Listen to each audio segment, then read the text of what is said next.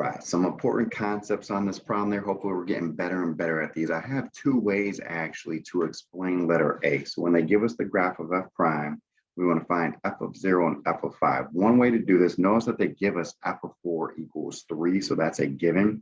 If I want to find f of 0, a lot of times they'll give us f of 0, and you got to find f of 4. So one way to approach that is I can start with f of 4 equals f of 0 plus the integral between 0 and 4. So kind of like, hey, that's our starting point.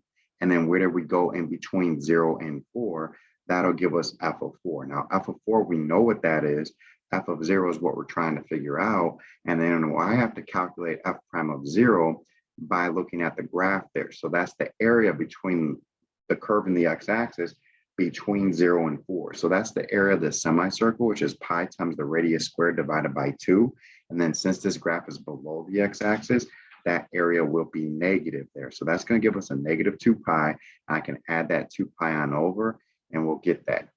Similar thinking, how to get f of 5 is you know where you're at f equals 4, at x equals 4, at like t equals 4 or something. And so then if you know where you're at f x equals 4, integrate between 4 and 5. So kind of like, hey, where you started at, where you know where you're at, and integrate from the 4 to where you want to go with the 5 right there.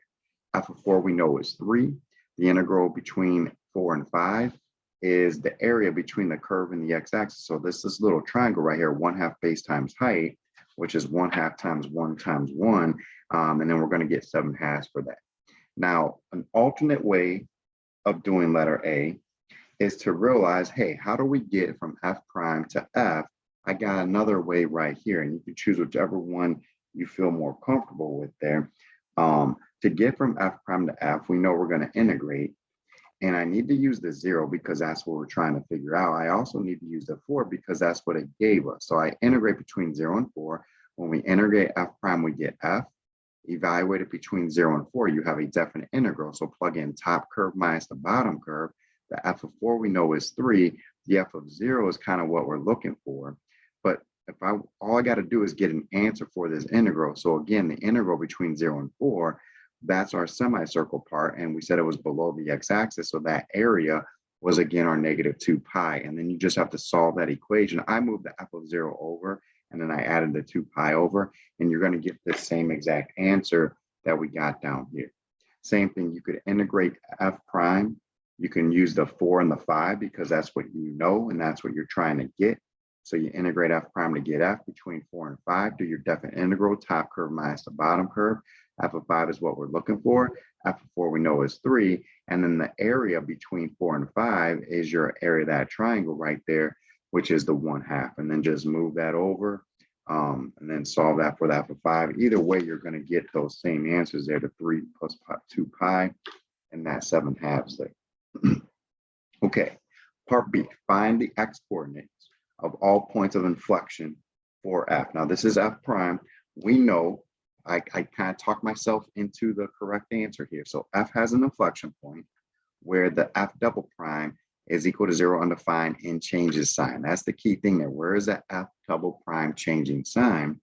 And how do you get from the f prime to the f double prime?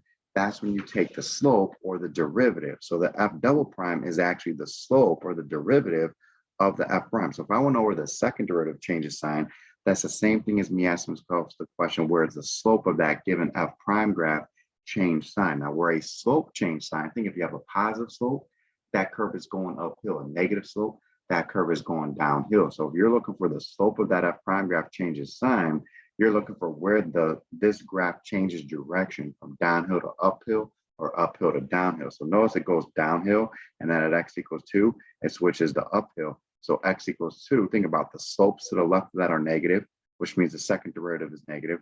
The slopes to the right of that are positive, and the slope of the first derivative is your second derivative. So your second derivative changes from negative to positive, making that an inflection point on our original curve there. So x equals 2, it changes direction. Here it's going up, and it's still going up. Just because it corners off there a little bit, it's still going up, it's still going up. But here it switches direction from going up to going down. So the slopes change sign. So the slopes change sign, the slope of the first derivative is the second derivative. So the second derivative is changing sign at the x equals 2 and the x equals 6. So if you kind of have that stuff written down, you have your justification there. So I'm just going to stress again, x equals 2 and 6, since that's for the second derivative, which is the same thing as the slope of that first derivative. That's where that second derivative is changing sign to make that an inflection point on your original curve. Make sure you're not using pronouns. Make sure you're saying what changes sign. The second derivative is changing sign there. Be very careful with that. All right, letter C introduces a new function, and sometimes that gets tricky. Sometimes that's pretty straightforward here, but g of x is simply f of x minus x. On what intervals is g decreasing? All right, you know how to make something decrease. That's where the first derivative is negative. So you want to figure out where the g prime is negative. So let's just go ahead and let's take the first derivative of that. So g prime is going to be f prime.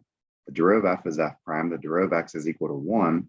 So I'm basically going to set this thing equal to 0.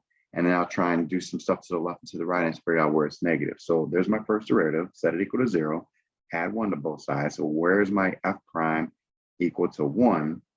And so just look at your graph here. This is your f prime graph. This is x equals 1. Your derivative graph is equal to 1 right here at x equals 5. My derivative is equal to 1, and x equals 7. Our derivative is equal to 1. So 5 and 7 is where that derivative is equal to 1. So those are your critical numbers on your g prime of x. That's where your g prime is equal to 0 there at 5 and 7 there. So I could throw in zeros for there, but I really just need to worry about checking stuff to the left and to the right of that first row there. So basically I just took a couple points. They told us we were in between 0 and 7. So that's why I didn't do anything to the right of 7, even though that was a critical number there. And so I had to check the interval between 0 and 5 and 5 and 7. All right, so I just chose a test point of 1 and a test point of 6. And you're trying to figure out whether the G prime, this is my G prime. So I'm plugging into this orange box thing right here. So if I plug in 1 there, that means we have f prime of 1 minus 1. Now, f prime of 1 means on your derivative graph, when my x equals 1, what is the y value? So if you look at x equals 1, this y value is right here. That's negative 1 point something, okay? So I didn't know exactly what that was, but it doesn't matter. It's negative 1 point something, and you're subtracting 1 from it. That's going to keep it a negative number. When you plug in the 6 right here, that's going to be f prime of 6 minus 1. And f prime of 6, that's equal to 2. So if I take 2 minus 1, that just gives me the positive number right there. So it strictly says, where is g decreasing? G is decreasing in between 0 and 5, because that's where the g prime is negative. You gotta have that as your justification. If you use the chart there to help yourself, that is not your justification. This is your justification. G is decreasing on the interval, and you got the interval correct. Since the g prime is negative, you need to have that down on your paper.